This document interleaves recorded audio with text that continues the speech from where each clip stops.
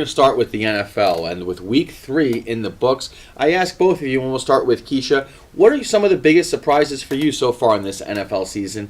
And for you, what have been some of the teams that have been kind of disappointing us so far this season?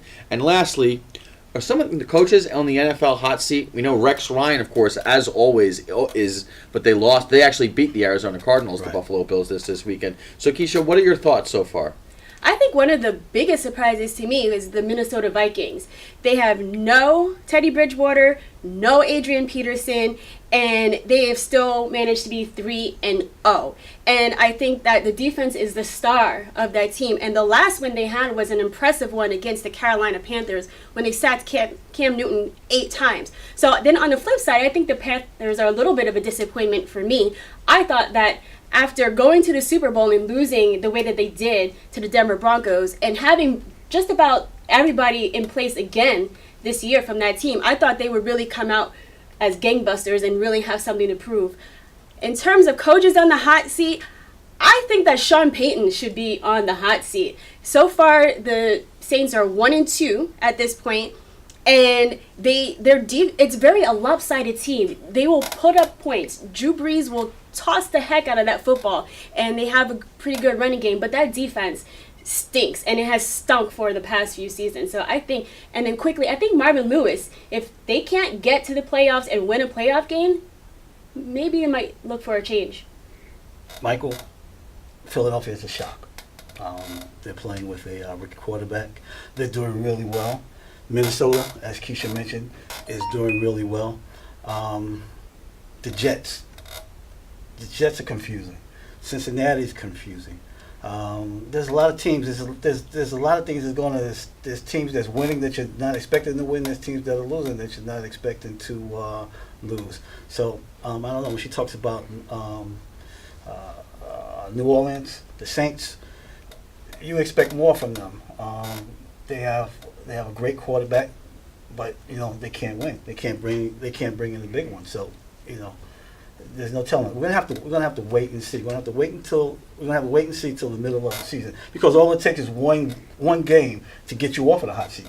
Rex was on the hot seat last week. This week he's not. So we'll have to see. Keisha, I love what you said about the Minnesota Vikings. Make no mistake about it. This team in an NFC that's wide open this year is going to be able to compete to get to the Super Bowl. They have proven that with that defense that they're going to be able to go out and possibly win that NFC North. Denver proved last season that if you have an above-average quarterback, as they did with Peyton Manning, and a defense that can go out and crush teams, you can go ahead and win a championship, and I think Minnesota will be in the mix to contend this season, no doubt about it. As far as a surprise for me this season, I think the Atlanta Falcons, on Monday Night Football, they had a very impressive win against the New Orleans Saints. They put up about 45 points. This is a team that I thought would tank this season, possibly go 6-10, 7-9, and I think that they'll have an opportunity to go ahead and win the NFC South, no doubt about it. And lastly, as far as a disappointment for me, it's the Indianapolis Colts. This is a team that should not have a losing record right now, and Chuck Pagano, I'll take that, and I'll put him on a hot seat. I know, as you pointed out, Vincent, it's still so early in the season, and teams that are struggling can turn it around. Teams that are 3-0, they can turn around at the drop of a hat like that, no question about it. But Chuck Pagano, this was a coach that they thought was going to leave at the end of the season, possibly.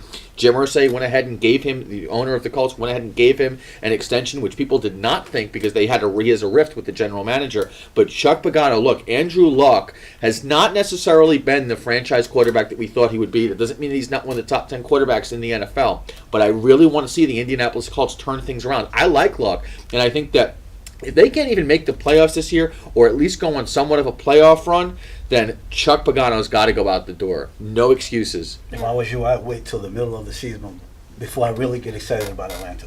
Yes, okay. Yeah. I think just quickly staying with the Indianapolis Colts, I think the general manager should be on the hot seat, because they have not gotten Andrew Luck the protection that they need. And they just gave him being Andrew Luck, a lot of money, and he's getting banged up.